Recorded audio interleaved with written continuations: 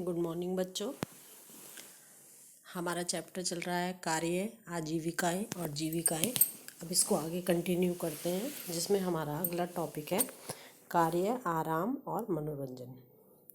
कोई भी हम काम करते हैं तो हम उस काम को उतनी स्पीड से उतना अच्छा नहीं कर पाते जब तक उसमें आराम और मनोरंजन को शामिल ना किया जाए।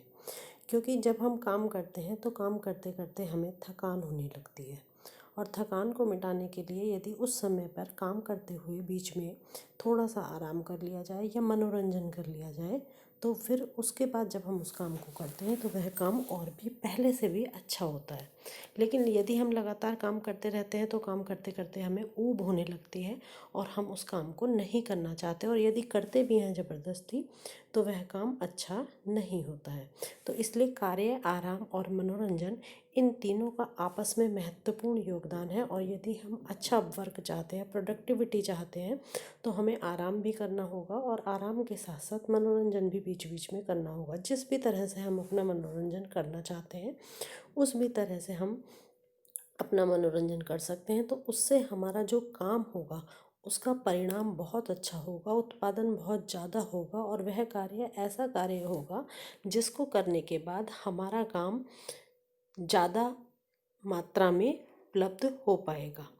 अब देखिए, व्यावसायिक हो कोई या कोई विद्यार्थी हो, उनको काम से दबाव, कोई भी जब उनके ऊपर काम का दबाव होता है तो उससे बचने के लिए उन्हें बीच बीच में मनोरंजन अवश्य कर लेना चाहिए। जैसे आप लोगों का जब स्कूल चलता है और बीच में ब्रेक हो जाता है, तो ब्रेक करने से क्या होता है, जब आपके फिर ब्रेक के बाद पीरियड चलते हैं तो आपके अंदर दोबारा से एनर्जी भर जाती है और आप उस काम को करने के लिए दोबारा से उत्साहित हो जाते हैं। लेकिन यदि लगातार ही क्लास, सुबह से शाम तक क्लास चलती रहे, तो आप क्या करेंगे, आप बहुत अच्छी पढ़ाई नहीं कर पाएंगे। तो इसीलिए 8 घंटे या एक दिन में मनुष्य को काम करने के लिए बोले गए हैं, और सप्ताह में 40 दिन बोले गए हैं।